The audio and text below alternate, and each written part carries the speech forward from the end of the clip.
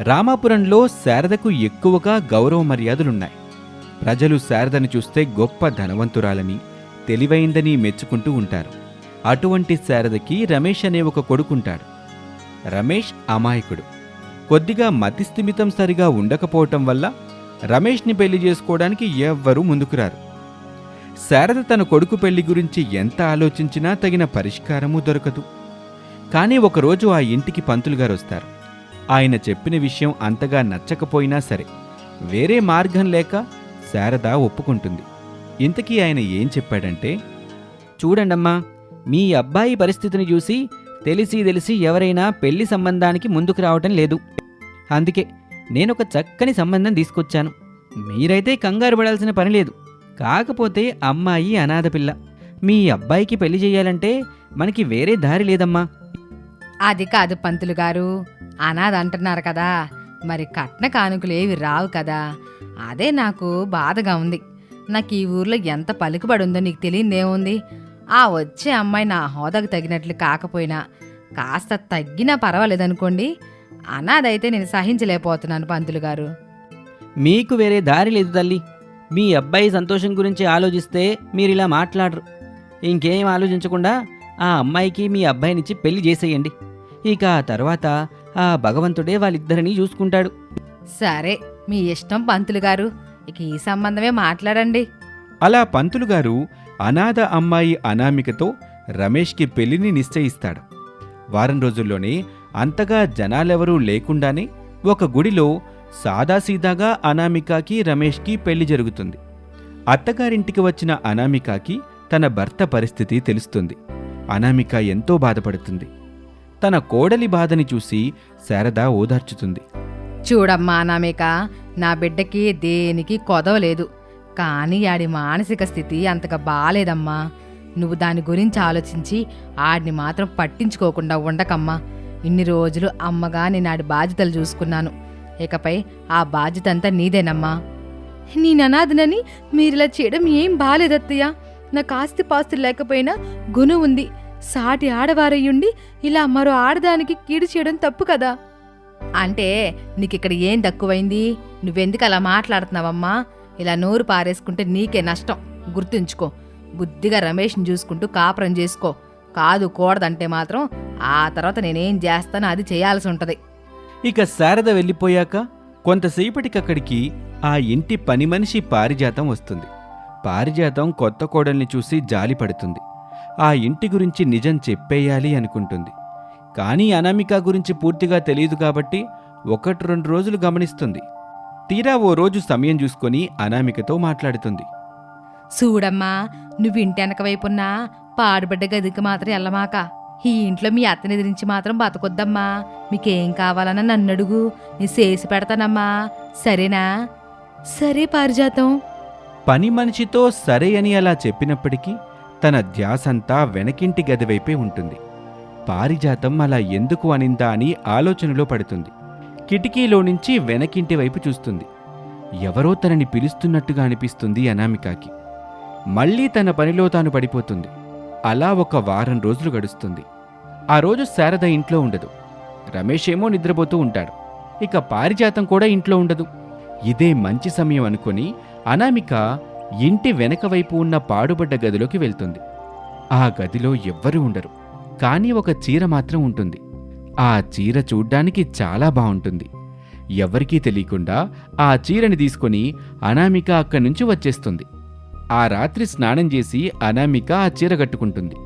ముస్తాబవ్వడానికి అద్దం ముందు నిలబడుతుంది. కాని అద్దంలో అనామిక కనిపించదు. అనామికకి ఆశ్చర్యంగా అనిపిస్తుంది. ఆ తర్వాత ఆ చీరని కట్టుకుని పారిజాతం దగ్గరికి వెళ్తుంది. ఏటమ్మా ఇన్ని నగలు పెట్టుకొని ఉన్నారు? ఈ రోజేమన్నా ఈ శేషమా ఏంటి? ఎక్కడికైనా వెళ్తున్నారా అమ్మా? ఎక్కడికి వెళ్ళడం లేదే. అమ్మా, మీ నగలు చాలా బాగున్నాయమ్మా. ఎంత బాగున్నాయో. ఆ మెడలో నెక్లెస్ చాలా బాగుంది అమ్మగారు. నీకు కావాలంటే తీసుకో పారిజాతం. నేను నిజంగానే చెప్తున్నాను, తీసుకో. అనామిక అలా చెప్పగానే పారిజాతం అనామిక మెడలో నుంచి నెక్లెస్ తీసుకుంటుంది.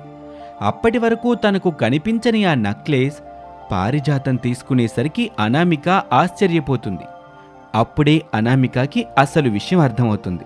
తను ఒక మాయా చీరని ధరించిందని గ్రహిస్తుంది. ఇక ఆ తరువాత ఆ మాయా చీరతో తన కుటుంబం సంతోషపడే పనులు చెయ్యాలి అనుకుంటుంది అనామిక.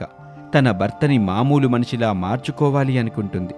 ఆ మాయా చీర సహాయంతో మతిస్థిమితం సరిగా లేని రమేష్ని మామూలు మనిషిని చేస్తుంది అనామిక. శారదకి తన కోడలి మీద అనుమానం కలుగుతుంది. అమ్మా అనామిక, నీలో ఏదో మార్పు వస్తుందమ్మా. నువ్వింట్లోనే ఉంటున్నావు, కొన్నిసార్లు కనిపించకుండా పోతున్నావు. ఎక్కడికి వెళ్తున్నావో అర్థం కావట్లేదు. రమేష్కేమో నయమైపోతుంది. చూస్తుంటే నాకు ఇదంతా ఆశ్చర్యంగా ఉందే. ఇదంతా ఎలా సాధ్యమవుతుంది? నా దగ్గర ఏదో దాస్తున్నావు కదా, నిజం చెప్పు. అదేం లేదత్తయ్య, నేను చేసిన పూజల ఫలితంగానే ఆయనకి ఆరోగ్యం బాగుపడింది. అదంతా నా అదృష్టం అత్తయ్య. ఇందులో మాయ లేదు, మర్మం లేదు. చూడమ్మా, నేను చాలా వయసు అయిపోయిన దాన్ని. మంచేదో చెడేదో నాకు తెలుస్తుంది గాని నువ్వు నిజం చెప్పమ్మా అంటూ తన అత్తగారు చాలాసేపటి నుంచి అలా అడుగుతూనే ఉండేసరికి అనామిక అసలు జరిగిన విషయం చెప్తుంది. తనకు మాయా చీర ఇంటి వెనుక పాడుబడ్డ గదిలో దొరికిందని చెప్తుంది. చాలా రోజులు ఆ గదిలో ఒక స్వామీజీ ఉండేవాడమ్మా. కొన్నాళ్ళకి ఆయన కనిపించకుండా పోయాడు. కానీ అప్పటినుంచి ఆ గదికి ఎవరో వెళ్ళలేదు. ఇప్పుడు ఆయన మహిమతోనే ఇలా జరిగిందని నాకు తెలుస్తుంది అనామిక. ఏదైతేనేమత్తయ్య, మనకంత మంచి జరిగింది కదా. ఈ మాయా చీరతో ఎంతో మందికి సహాయం చేస్తాను. ఎవ్వరికి ఏ కష్టం లేకుండా చూస్తాను. అందర్నీ సంతోషంగా ఉండేలా చేస్తానత్తయ్య. చాలా సంతోషం తల్లి. అలా ఈ అత్తాకోడళ్ళిద్దరూ ఆ మాయా చీరను చూసి ఎంతో సంతోషపడతారు. ఆ తర్వాత ఆ మాయా చీరతో ఎన్నో మంచి పనులు చేస్తూ ఉంటారు. తమ ఊరికి, తమ కుటుంబానికి ఎటువంటి ఇబ్బంది లేకుండా చేస్తారు ఈ అత్తాకోడళ్ళిద్దరు. కోడలు చేసే మంచి పనులు చూసి శారద గర్వపడుతుంది. ఆ ఒక్క ఊర్లోనే కాదు, ఆ చుట్టుపక్కల ఊర్లలో ఎవరికి ఎటువంటి కష్టం వచ్చినా, ఎవరికి ఎటువంటి ఆపద ఉన్నా శారద, అనామికల ఇల్లే గుర్తొస్తుంది. వాళ్ళందరి కష్టాల్ని తీరుస్తూ ఆ ఊరి వాళ్ళకి తల్లో నాలుకలా ఈ అత్తాకోడళ్ళుంటారు. ఎండలు బగబగా మండే కాలమది. కరువు కాటకాలతో అల్లాడుతున్న కాలం. కొన్ని ప్రాంతాల్లో అయితే చుక్క నీరు కూడా దొరకని పరిస్థితి. రామాపురంలో కూడా అదే పరిస్థితి ఉంది. ప్రజలు నీరు దొరక్క అల్లాడిపోతున్నారు. ఆ ఊరిలో శారద ధనవంతురాలు. కానీ శారద కొడుకు రమేష్, కోడలు అనామిక మాత్రం ధనవంతులు కాదు. ఎందుకంటే తనకు ఇష్టం లేని అమ్మాయిని పెళ్లి చేసుకున్నాడని శారద తన కొడుకు కోడల్ని ఇంట్లోకి రానివ్వలేదు. అప్పట్నుంచి వారు అదే ఊరిలో వేరే కాపురం ఉంటున్నారు. శారదకి శిరీష్ అనే మనవరాలు పుట్టినా కూడా శారద మాత్రం పట్టించుకోవటం లేదు. ధనవంతురాలు కావటం వల్ల శారద ఎప్పుడూ విందులు విలాసాలతో గడిపేది. ఒకరోజు రమేష్, అనామిక ఇలా మాట్లాడుకుంటూ ఉంటారు. అనామిక, నేను సిటీ దాకా వెళ్ళొస్తాను. వచ్చేటప్పుడు నీకేమైనా తీసుకురావాలా? ఏవండి, ఆ చెరువు నీళ్లు తాగుతుంటే చాలా కష్టంగా ఉందండి. అసలు నీళ్లు తాగినట్లే లేదు. పాప శిరీషకి ఆ మురికి నీళ్లు పడడం లేదు. మీరొచ్చేటప్పుడు ఈ సిటీలో మంచినీళ్లు దొరుకుతాయి కదా, అవి ఓ బాటిల్ తీసుకురండి. అలాగే అనామిక. ఆ రోజు రమేష్ సిటీకి వెళ్ళి తన పని పూర్తి చేసుకుని తిరిగి వస్తూ ఉంటాడు. పక్కనే ఒక బంగళా కనిపిస్తుంది. అదొక స్విమ్మింగ్ పూల్ స్పాట్ ఏరియా. చాలామంది అక్కడికి స్విమ్మింగ్ చేయడానికి వస్తూ ఉంటారు. అక్కడికి వెళ్ళి ఒక బాటిల్ నీళ్లు తీసుకుని వెళ్ళొచ్చని రమేష్ అనుకుంటాడు. అక్కడికి వెళ్తాడు. కానీ రమేష్ని అక్కడున్న వాచ్మెన్ ఆపేస్తాడు. లోపలికి వెళ్ళటానికి వీల్లేదని చెప్పి రమేష్ అడిగిన ఒక బాటిల్ నీళ్లు మాత్రం తెచ్చిస్తాడు. అప్పుడే రమేష్ తన తల్లిని చూస్తాడు. శారద స్విమ్మింగ్ చేయడానికి అక్కడికి వస్తుంది. తన కొడుకుని చూసి చాలా పొగరుగా వాచ్మెన్తో ఇలా మాట్లాడుతుంది. రే వాచ్మ్యాన్, నేను రాగానే కార్ డోర్ తీయాలని తెలీదా నీకు? అలా దిష్టి బొమ్మలా చూస్తున్నావేంటి? ఇదిగో కారు తాళాలు, వెళ్ళి పార్కు చేయి. అలాగేనమ్మా. వాచ్మెన్ వణుకుతూ కారు తాళాలు తీసుకుంటాడు. అక్కడే ఉండి ఇదంతా చూస్తున్న రమేష్కి తన తల్లి మీద చాలా కోపం కలుగుతుంది.